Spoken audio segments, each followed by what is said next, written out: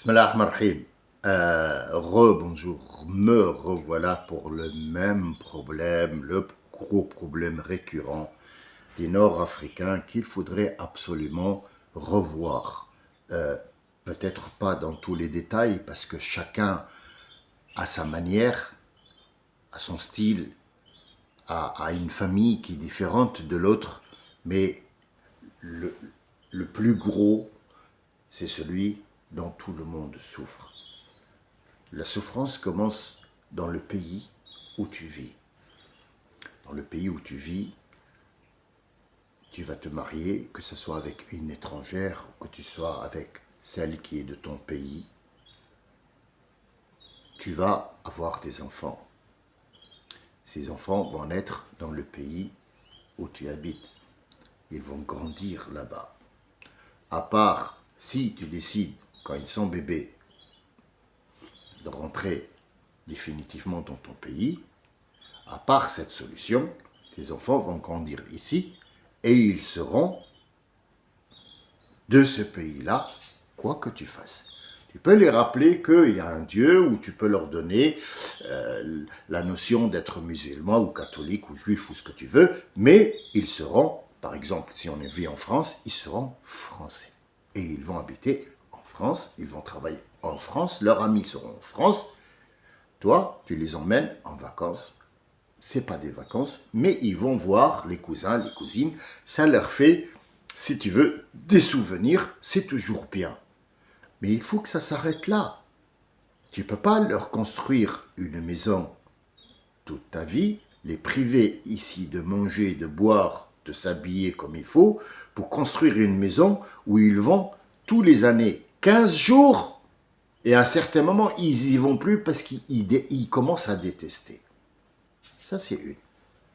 Combien vaut la maison que tu as construite là-bas? Et est-ce que ça vaut le coup, puisque tu ne rentreras plus jamais? Tu ne peux plus abandonner tes enfants, qui vont eux-mêmes avoir des enfants, et tu seras le grand-père. Tu ne peux pas plus aller en Tunisie, au Maroc, en Algérie, pour habiter là-bas et leur dire « Allez, venez me voir ». Non, tu iras où il y a tes enfants. Tu resteras en France, en Angleterre, en Allemagne, en Belgique, en je sais pas quoi, au Canada, où il y a tes petits-enfants, et ça sera ta vie. Qu'est-ce que tu as fait de cette maison que tu as construite là-bas? Rien. On te l'a pris, tu t'en es privé. Pourquoi? Pose-toi la question, pourquoi tu as fait ça? Pour qu'on dise que tu es bien? Et après? Et après quoi? Rien. Je vais te donner le verset qui correspond à ce que je viens de te dire ici maintenant. Allah, il a dit, c'est pas un verset, c'est l'autre prophète qui nous dit, c'est un hadith, pour être bien précis, c'est un hadith, il dit, Allah, Rasoul, il dit, le jour du jugement, quelqu'un viendra à Allah et lui dit, oh Rabbi, j'ai appris le Coran, j'ai fait sadaqa, il va lui dire, va, tu seras puni en enfer. Allez, le mot enfer, paradis, enfer, en fait, c'est un mot complexe qu'il ne faut pas utiliser à la légère, mais nous, les Nord-Africains, on l'utilise. Ah, tu vas au paradis, ah, tu vas en enfer. On ne comprend pas ce que c'est ça, on ne comprend pas ce que c'est ça. C'est ce qui fait que le Français ou le Canadien ou le catholique, il te dit, tu racontes des conneries, et effectivement, parce que tu ne sais pas de quoi tu parles, mais tu seras puni. Pourquoi, Ya Rabbi, tu vas me punir? J'ai appris le Coran. Et Allah, il va te dire, tu l'as appris pour qu'ils disent que tu sais. Et ils l'ont dit, donc tu as eu ce que... Ta paye, tu l'as eu. Tu l'as eu de ton vivant. Tu as appris le Coran, c'est pas parce que tu aimes le Coran. C'est pas parce que tu vas découvrir des choses. C'est pas parce que tu vas aider à les gens avec ce Coran. C'est pas parce que tu vas vivre avec ce Coran, parce que tu as découvert que ce Coran, il est pour toi dans la vie. Pas Jannah, Nar, enfer, paradis. Non, non. C'est pour que tu puisses vivre avec. Tu l'as appris pour que les gens disent, ce monsieur, oh là là là là, ce Sami, oh là là, c'est le saint des saints. Tu as été payé. Maintenant, tu ne me dois plus rien, je ne te dois plus rien. Je vais te punir parce que tu n'as pas fait ce que je t'ai dit de faire. Vous voyez, tu as construit une maison pour qu'ils disent, pour que les parents disent, il a fait une maison. Ah, c'est un château. C'est un château. Taux, oui, le taux est très élevé. Tu vas le payer ici et après. Il faut le savoir, ça. Donc, vaut mieux construire là où tu vas vivre. C'est mieux que construire une maison en Thaïlande et habiter toute ta vie en France. C'est ridicule. Donc, on est ridicule quelque part. Deuxièmement, les gens là-bas ne travaillent plus parce qu'ils comptent sur toi pour que tu leur envoies chaque mois. Le petit frère, la sœur, l'autre son mari il est malade, la mère le papa, la cousine qui te demande ah les ce mois-ci j'ai pas d'argent, mais ils vivent mieux que toi, ils mangent mieux que toi. Tu vas donner toute ta paye, tu vas donner toutes tes économies à des gens à qui tu as donné l'habitude. Ce mois-ci tu leur as envoyé. Il est bien. Le mois prochain, qu'est-ce qu'on fait? Tu as l'habitude, quelqu'un il te dit ah, tu peux pas m'apporter des Doliprane, s'il te plaît? Ouais, les Doliprane en France, ils sont bien. Je suis rentré, j'ai apporté, allez, 5 paquets à la douane, on m'a emmerdé, on m'a craché dessus pour que je puisse passer le truc. J'ai fait des tentations, je les ai cachées, on m'a surpris à la douane. Donc en fait, déjà, les problèmes commencent à la douane. Tu passes des médicaments, pourquoi? Tu as une ordonnance, c'est pour toi? Ou est-ce que tu vas marcher noir? Ou comment ça se passe? Bien, disons que tu as passé les douanes, allez, tu as apporté ces médicaments, c'est pour moi. Ah, tu commences à donner, tiens, un paquet de Doliprane à toi. Et si les Doliprane ils finissent, parce qu'il y en a combien? 8 dans le paquet. D'accord, il a pris les Doliprane 8. Alors déjà, tu ne sais pas s'ils sont compatibles, les médicaments que tu vas apporter. Est-ce qu'ils sont compatibles avec ce monsieur, cette dame ou pas? Quand les Doliprane sont finis, on fait quoi? Il va te téléphoner, il va te dire les Doliprane sont finis. Alors tu vas courir, tu vas chercher un transporteur, tu vas demander ah oui, tu rentres au bled s'il te plaît. Ah, tu vas rentrer au bled. En fait, tu ne travailles plus, tu vas chercher que du Doliprane parce que le seul fait que tu envoies, ils sont déjà finis, il faut préparer l'autre et c'est à vie. J'ai pris le cas du Doliprane parce que c'est le plus répandu, mais autre chose. Il va te dire, la veste que tu as achetée pour mon fils, si elle lui va plus, je l'ai donnée à son frère, donc il faut une veste.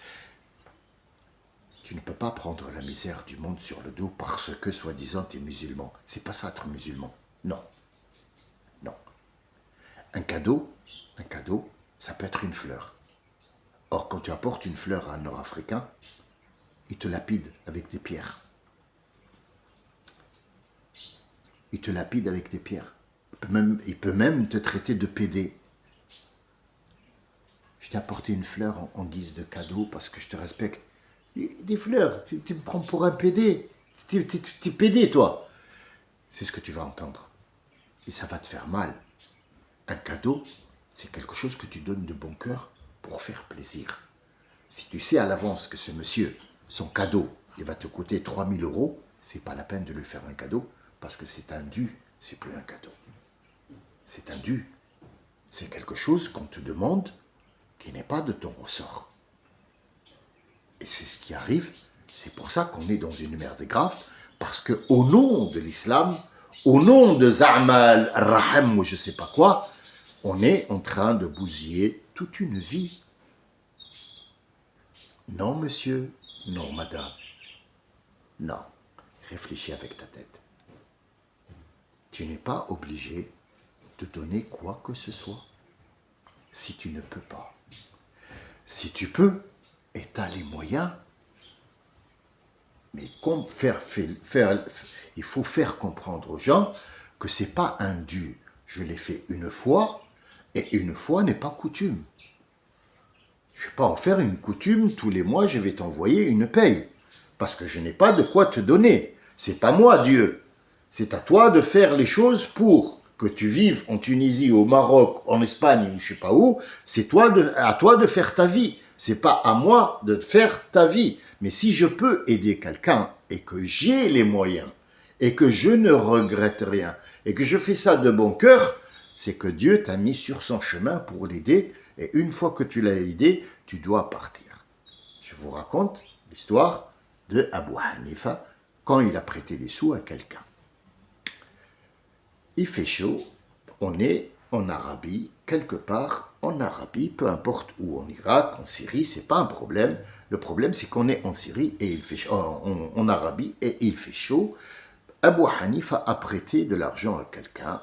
Il est midi pile, le soleil est au zénith et il est avec des gens. Ils sortent de la mosquée et il fait tellement chaud qu'ils se sont dit on va s'abriter sous cette tente-là, une tente ou une maison ou peu importe, ou ce que vous voulez, hein, une patente ou un truc, et ils se sont abrités à l'ombre. Et donc Abu Hanifa est resté au soleil. Viens Abu Hanifa, viens avec nous, il fait un soleil de plomb, viens 5 secondes, puis après on ira. Il leur a dit non, la maison dans laquelle vous vous abritez, c'est un monsieur à qui j'ai prêté de l'argent, et si jamais je vais là-bas, il va dire parce que il m'a prêté de l'argent, il se permet de venir prendre une place chez moi, donc je n'irai pas.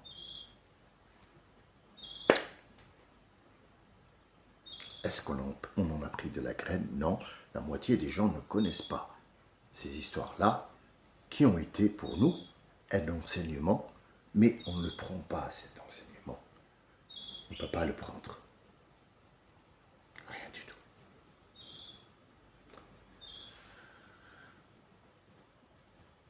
Troisièmement,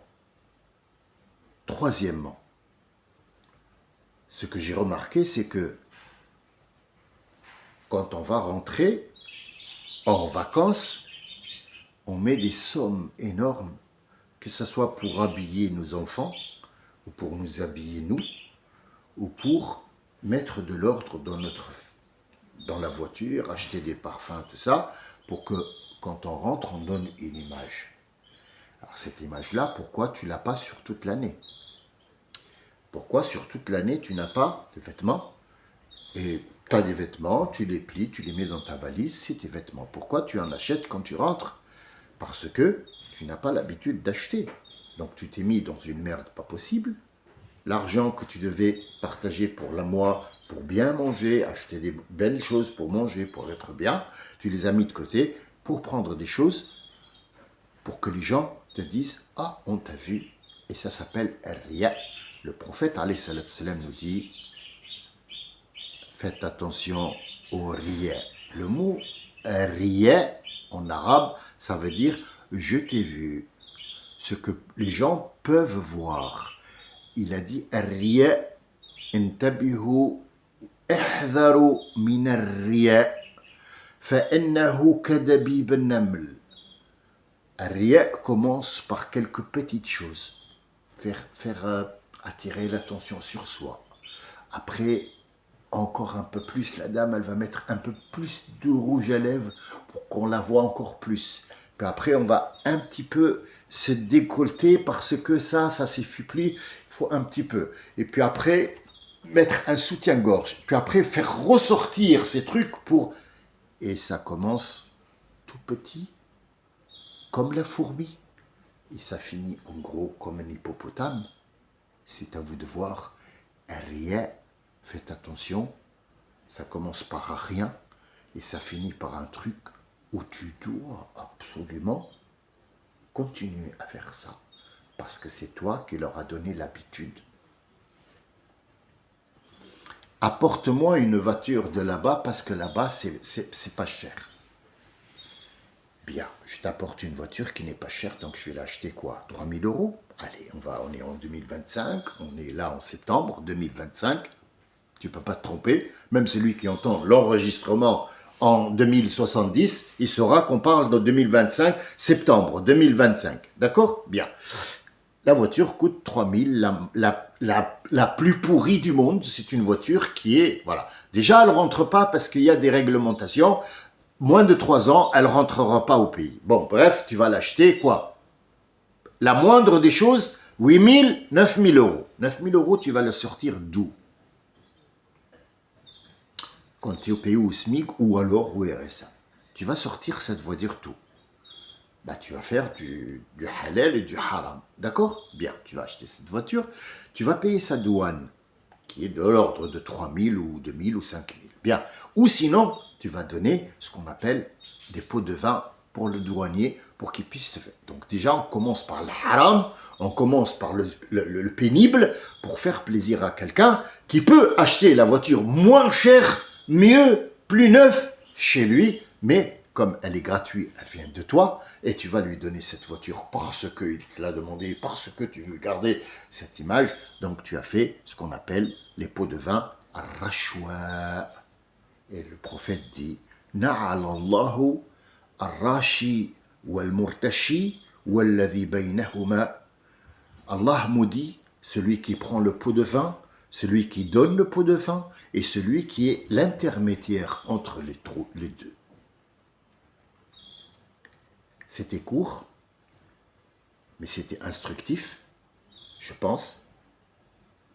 Je vais m'arrêter là, parce que si jamais je continue, peut-être qu'il y a des gens qui sont sensibles et qui n'aiment pas ce que je dis, ou qui trouvent ce que je dis insensé.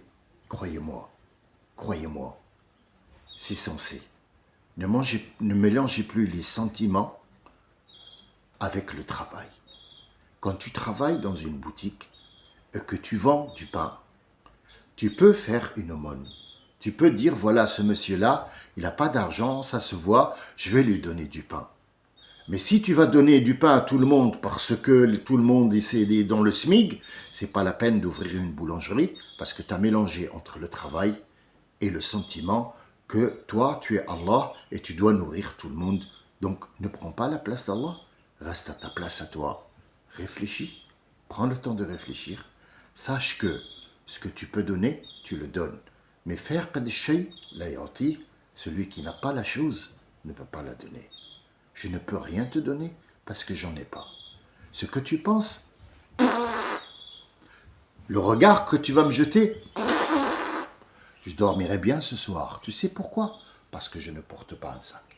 Et faites attention aux gens qui viennent, que vous ne connaissez pas, et que vous dites Inch'Allah, Bismillah ar-Rahman ar-Rahim. Il te dit, oulala, il a dit Bismillah ar-Rahman ar-Rahim. Mets-lui le problème sur le dos. Il va te mettre le problème de ses enfants, le problème de sa femme, le problème de son père, le problème de tout le pays sur le dos. Et il va monter lui-même, s'asseoir et il te dit, allez, emmène-moi parce que toi, tu as dit Bismillah, tu connais tout. Non. Non. Ça ne fonctionne pas comme ça. Ça n'a jamais fonctionné comme ça. Et ça ne peut pas fonctionner comme ça. Revenez, lisez vos écrits. Vos écrits sont là pour vous guider dans cette vie, pour qu'elle ne soit pas misérable.